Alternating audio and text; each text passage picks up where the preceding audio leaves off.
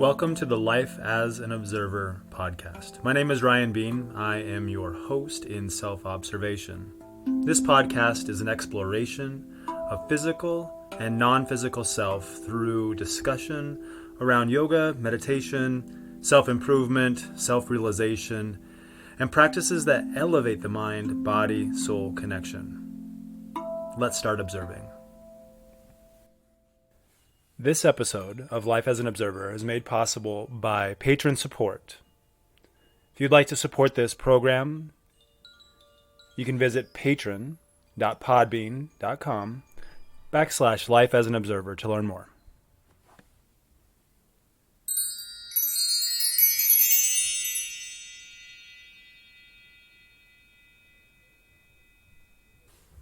Welcome to today's Life as an Observer. I was scrolling through things, trying to find an answer this week. Something came to my mind, and maybe it was because of all the books that are around me, and it kind of led me down a trail, or maybe it was inspired action. I'm not really sure. But I started to think about, after reading an article by Mark Manson, what's the problem with men? And I really started to ask myself that question, what's the problem with men? I think I've written posts about this in the past and even talked about it in detail. And I started to read his article, which highly recommend looking into that. But started to talk about some of the attributes of masculinity and maybe where masculinity was needed in its current form, and maybe where it has evolved or is trying to evolve. So I want to throw out a few facts, things that can easily be searched, and then kind of talk about this. But there's a lot of violence in this world. There's a lot of violence that happens, and as we begin to explore that more, dig deeper into it, we find that 76% of all violent crime is done by men. Men are 10 times more likely to commit a murder and 9 times more likely to go to jail.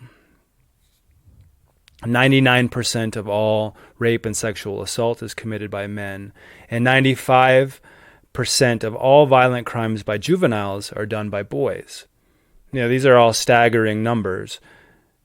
If we're all equal in the eyes and we're all equal in numbers, then why is this rate so high? So we have to start thinking about maybe some of the attributes that kind of contribute to this. Now, for myself, I grew up in a small town, went to school just like everybody else, and I did start to find that I was kind of going down a trail of maybe trying to be more violent as a kid. Maybe we show up in a way where we want to prove ourselves, and we have some of these masks that we start to wear, and I'll talk about those in a little bit. But these attributes that we put on, and we do them, and sometimes to appease the masses, or we do it to appease our parents, or we put on this mask that is not really who we are. Now, if you close your eyes and you start to think about some of the most violent people in history, you may start to think about men who have caused the most murder, caused the most pain, caused the most crimes. Maybe you start thinking about people in Al-Qaeda, or you think about mass murderers, or you think about those who have committed major crimes as drug lords.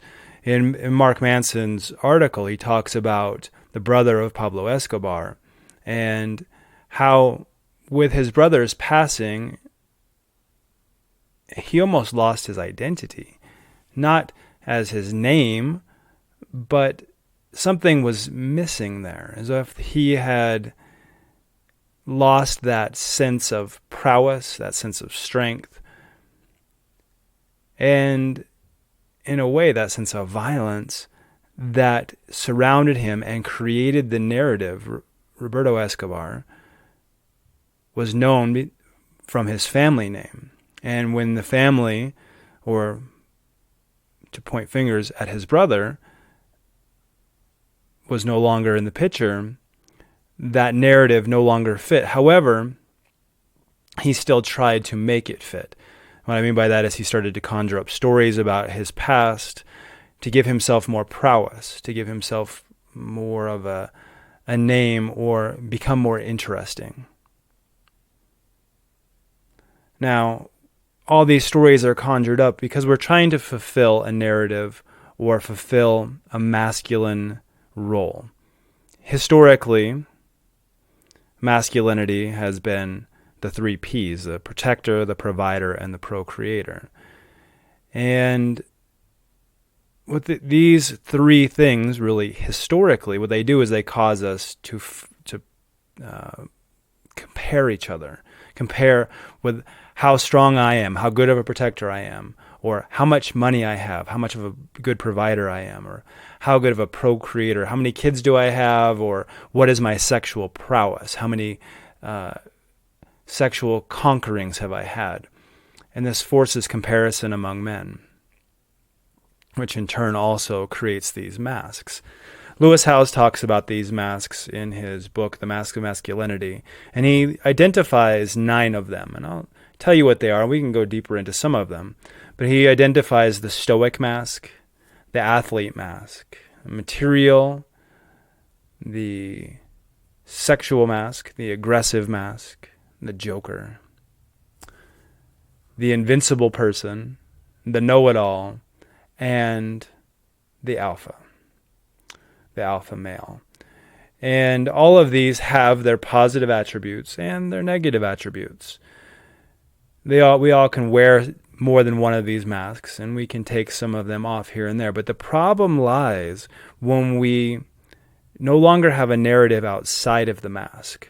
So where, for instance, the athlete mask, where we are always needing to compete, always needing to win, and without that competing and without that win, we feel a sense of loss or not whole. Maybe that mask is that of material abundance. And when we don't have that, we feel as though we're lacking, as though we're not whole, as though we're not a man. The aggressive person or the joker, the person who hides behind the laughter. All these are good things, but in moderation, not as your complete personality. And a lot of times these are placed upon men by their father, by their grandfather, maybe even traumas they've been through. Maybe becoming the alpha male as an adult is to make up for being picked on as a kid. Or maybe that's for the aggressor. Or maybe the sexual attribute mask, the conquest, or because maybe they were unattractive as a child. Or maybe that's a mask that was placed upon them by their friends saying, you're not cool unless you have this many dates this week, this many times to bed, this many girlfriends, this many conquests. And so all these are placed upon us as though that is our worth. I'm a victim of that. I remember coming out of military life, moving into Florida, and as though I missed a piece of my 20s, began to put on the sexual conquest mask as one of that I needed to do. It was like a rite of passage. I had to do that, otherwise I wouldn't become a man, which is completely false. But this is how we feel. We're pushed by our friends and we're pushed into different ways. And it's really interesting that our friends push us into these things, but most men can't even identify that they have a best friend. They can't identify who that best friend is, or especially not a male best friend, someone who they can confide in. The statistics show that men commit suicide at a rate 5 times that of women. And boys under 18 are 9 times the rate of suicide of women. ADHD is diagnosed 4-1 over girls. And men are 2 times as likely to become alcoholics. 2/3 of all homelessness is by men. Now, this is not a pity party by any means about men and we should help men. But I think there is a narrative that has been thrown out into the world that no longer suits our time. We talked about the 3 Ps, the protector, the provider, the procreator.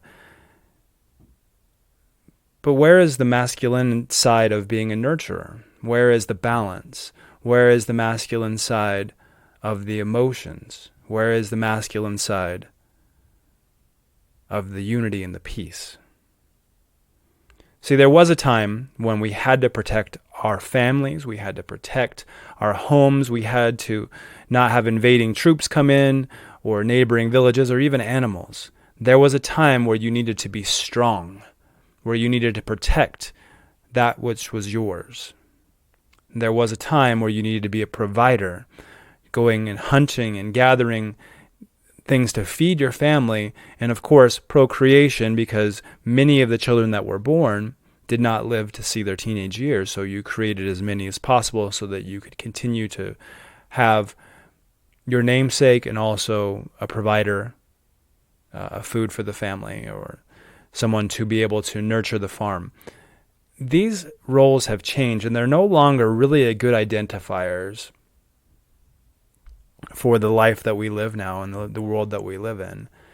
Men are still put on into these narratives that they must feel as though they have to fulfill.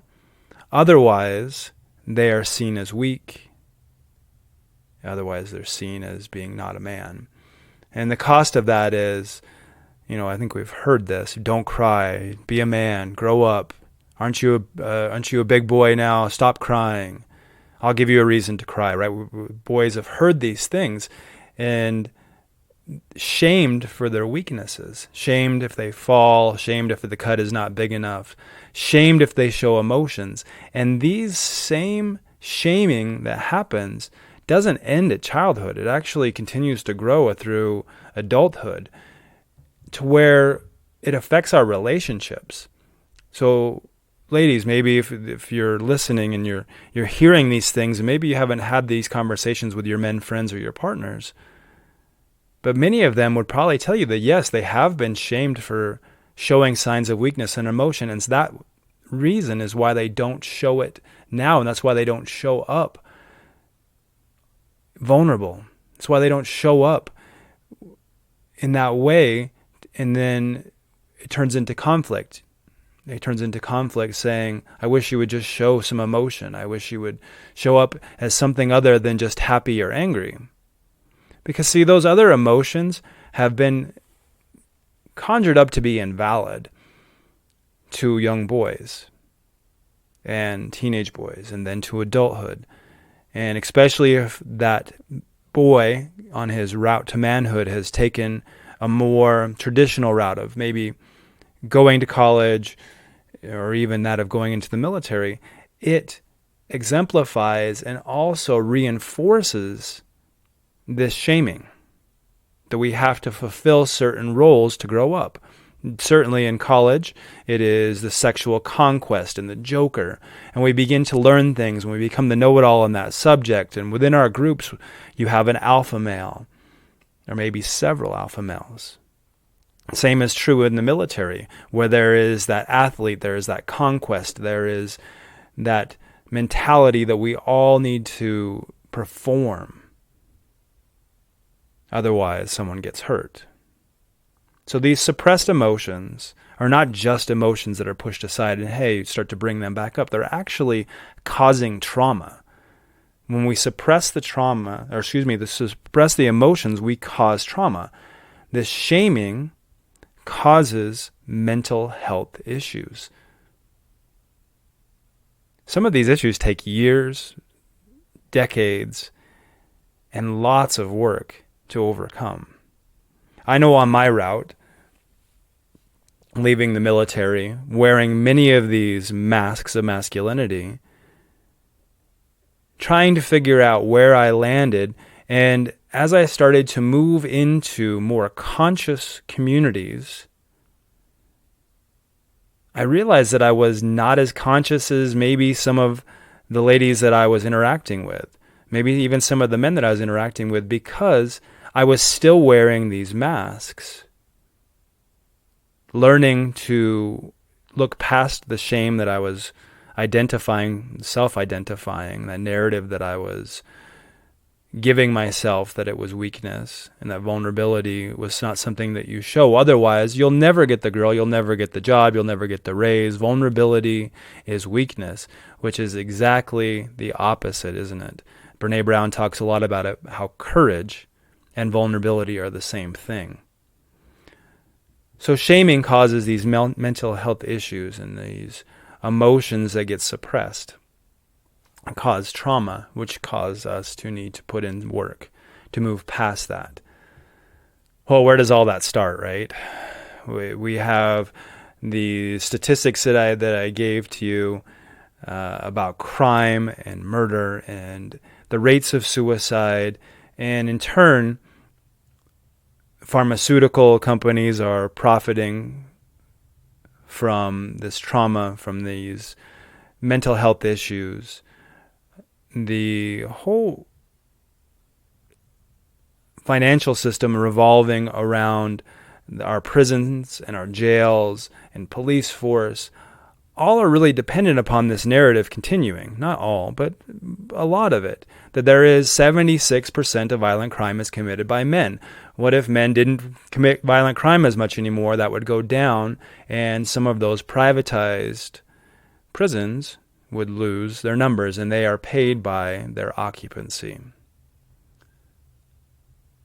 We got to keep them up, right? We have to keep the populations high. And when we start to offer medications, well, that just doesn't really necessarily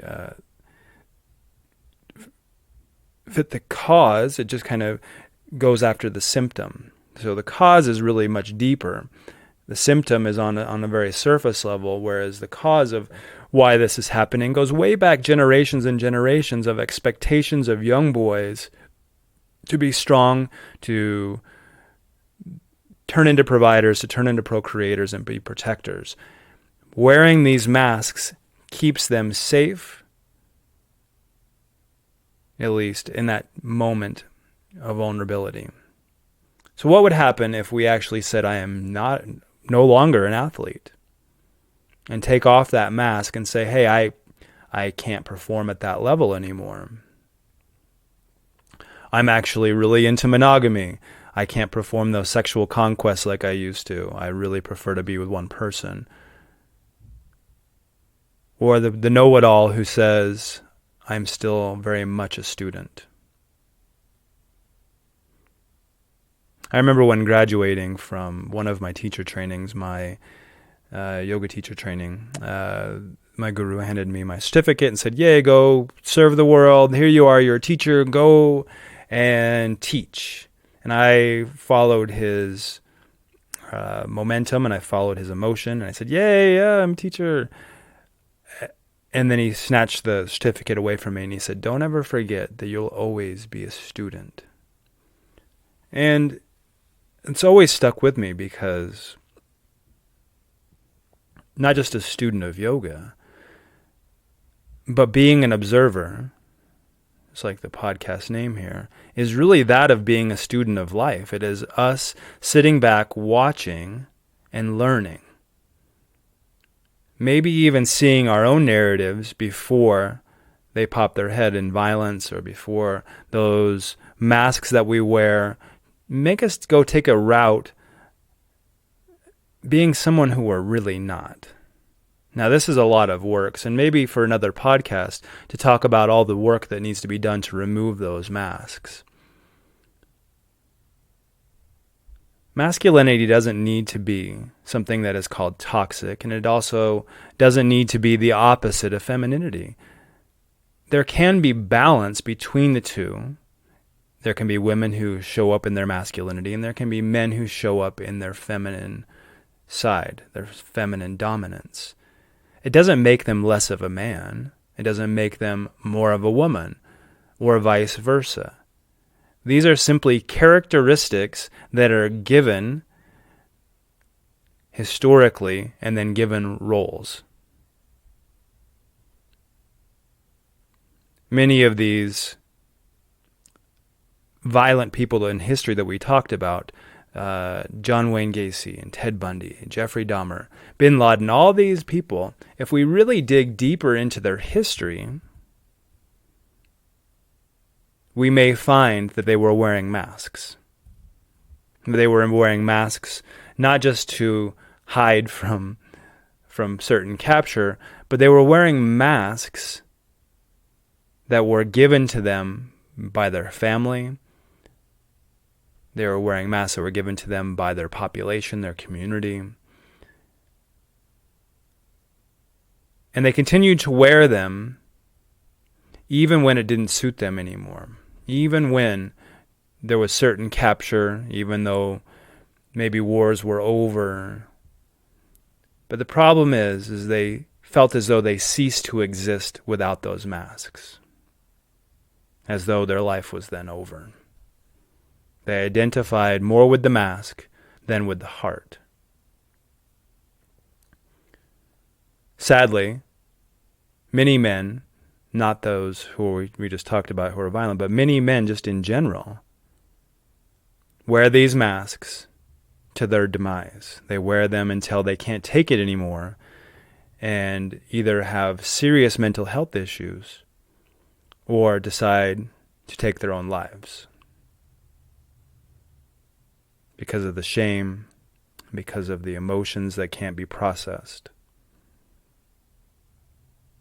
So what is the solution? Well, I don't know that the masks are going to go away anytime soon, and I don't know that there is a solution by replacing the mask with one to another. But what there is some self-work and self-love that can come from this self-work. Maybe it is meditation, maybe it is yoga, maybe it is breath work. There's a lot of other activities that can be done to help us process and to go deeper. But I think part of it is also accepting the men in your life how they are. Not wanting them to be like your father or your grandfather, or expecting them to be the same as someone else in your friend group. Acceptance is really helpful. As I have moved into new friend groups now and I am able to show my true self, I find that authenticity promotes trust. That authenticity is one that really helps us begin to get to know each other a little bit better, not just on the surface level of where the mask lives, but really what helps us tick. Now, even up into a couple of years ago, I still wore mini masks as though I didn't exist without them. One that was been put onto me for many years by family and by friends is that of the material mask, needing to create finances, being able to provide and have things, and being able to be that of wealth. That's one that I have long since taken off now, living very minimally and living very small. But that was a really hard one to take off because you feel as though you're letting others down. Well, we're not really letting anyone down now, are we? We're just simply moving into a new chapter. Now, for me, that new chapter was just living small, living minimally, changing my priorities.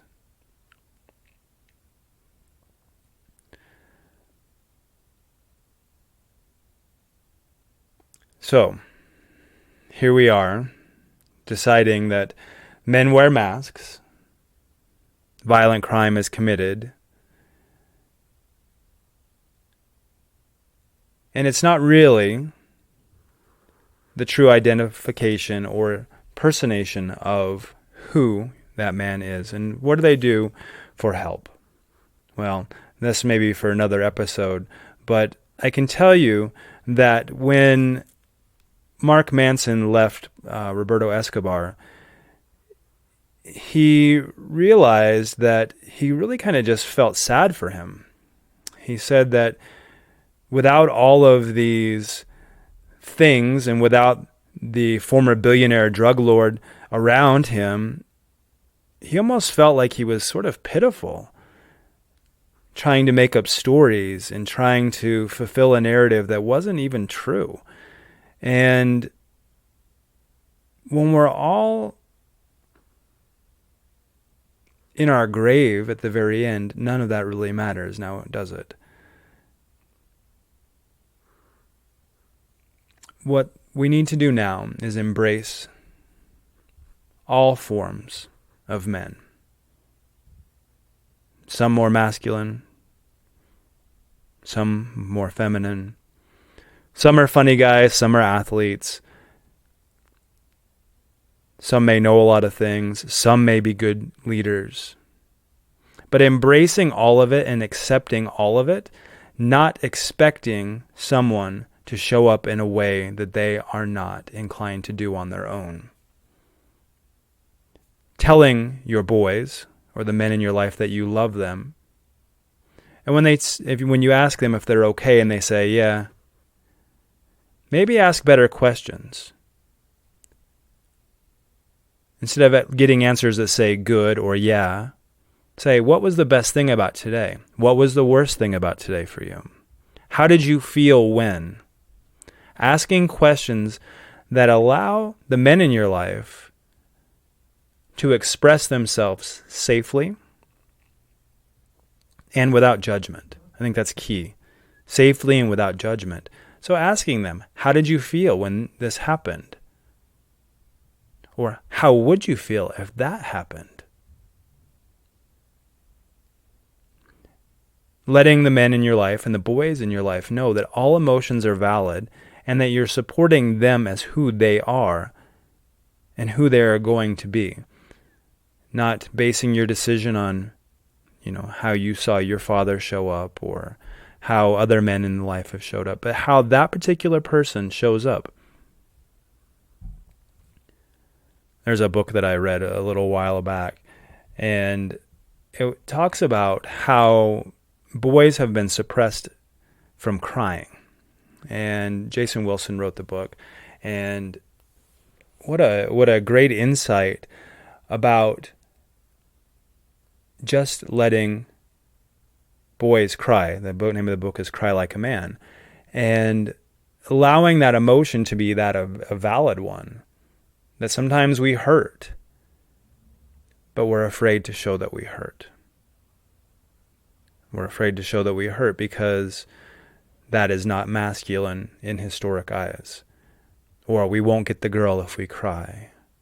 Or we'll be kicked off the team if we cry. Or we won't be the leader if we show emotion.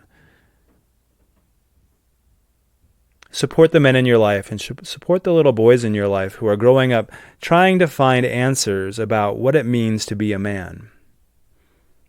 Don't let them think that the news, the politicians, and others that are on TV are the identification of what a real man is. A real man is someone who can show up in his masculinity, in his femininity, wear some masks but take them off but not be identified completely by them. A real man is not afraid to cry, not afraid to show emotion. And when shamed for his weaknesses and emotions, becomes vulnerable, saying, this is my true identity. Stepping into courage rather than stepping into a mask. Thank you for joining Life as an Observer today. Go out there and support the boys and the men in your life. See you next week.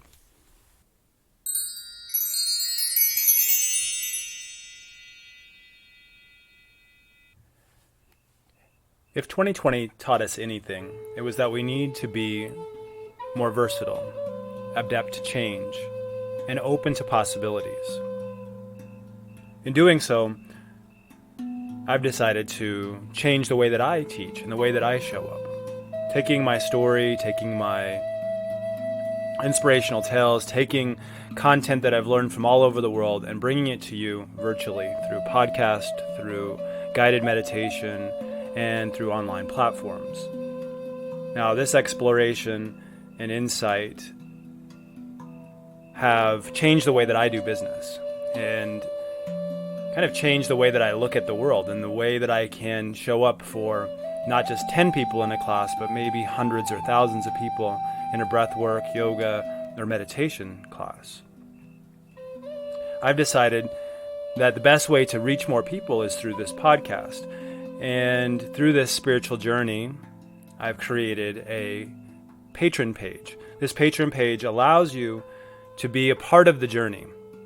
It allows you to sort of be a backer or a pledger for the mission that I'm trying to accomplish. Now, I have several goals for this next year. One of them is to attend as many courses with breathwork, yoga, and meditation as I possibly can, and returning that knowledge to you on the podcast and through my online forums. I also would like to take myself, my dog, everything that I own on the road and be able to show up in more locations for retreats, for workshops, and to be in neighborhoods, towns, and showing up at retreat centers near you. In doing so, I'm moving into a van. So doing all this requires a little bit of backing, requires me to, again, embrace the idea of the uncertainty, knowing that the universe will show up. If you would like to back this project and these many projects that I'm working on, you can by going to patron.podbean.com/lifeasanobserver. You can start for as little as $2. Each patron pledge has a reward, a monthly reward that includes things like swag, shirts, hats, stickers, mentions on the podcast, mentions on my pages, and exclusive content, including breathwork, including meditations, and one-on-one coaching. If you'd like to be a part of this journey and like to back this project, if you're enjoying what you hear on Life as an Observer, you can do that by scrolling to patron.podbean.com/lifeasanobserver.